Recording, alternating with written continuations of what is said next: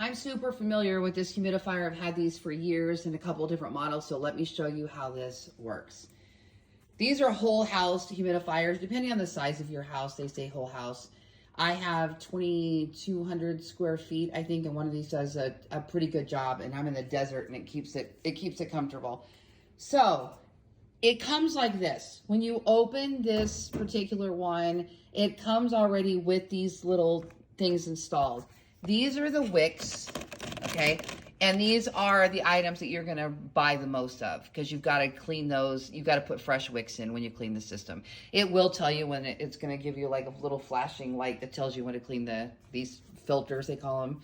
And then, so you're gonna buy these wicks, and then it has this little casing that goes on top. This pops off. It's got a top, it's got a front little plastic piece and a back piece. You take them all apart. See what I'm doing there? And you wash them every time, and then you just put them back in there. That's the hardest part of the whole thing. It's just putting the little wicks in there. There's a front of the cabinet, they call that. So you're gonna wanna put that at the front of the cabinet. But once you get used to just popping in new wicks and putting those three pieces back together, plop them back on the inside, it's no big deal. Now, this little guy measures the water, and that controls if your humidifier runs or not. So you can just pop this in and attach it there to the side. I'm gonna do it in a minute when I'm not holding the phone. And then it will measure the water as the water fills up, and that's gonna help you know when you need to put more water in there. Very simple. You know, I just popped that through the little hole, and that keeps that in place. You can see how it comes through there, and then that'll just stay on there. And then when I clean the whole filter, the whole machine, I also take this out and clean this really good because it can get gunky underneath that little plastic there.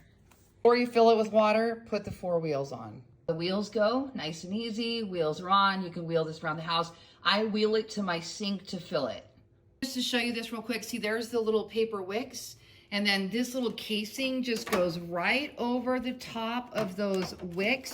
And there's actually like a little tiny knob. It just kind of slides. Did you see that? I don't know if the phone will do it. It just kind of slides right in that knob. And then this one right back there. I mean, it's so super easy. Then we're gonna put our top on after we put the water on. It'll sit on top of here, and I'll show you this. Okay, now let's go ahead and fill this with water. What I like to do, they do have some models that have fillable, one of my other, same brand has fillable tanks that I fill, but if this one's in the kitchen area, remember it is on wheels, I just take my long sink here and I actually just pull that out and turn on the water. The words max fill right there on that front gray piece. So you're gonna fill that right to that line and not any higher than that. Okay, top's on, doors on. The motor just sits right there on top of those 2 little holes. Now it's on full speed right now. You can turn that fan down. I usually keep the fan at the lowest speed myself. And then here's what you have. You have a dial here that you're gonna tell how humid you want your house to be. And then this will kick off when you've reached that level.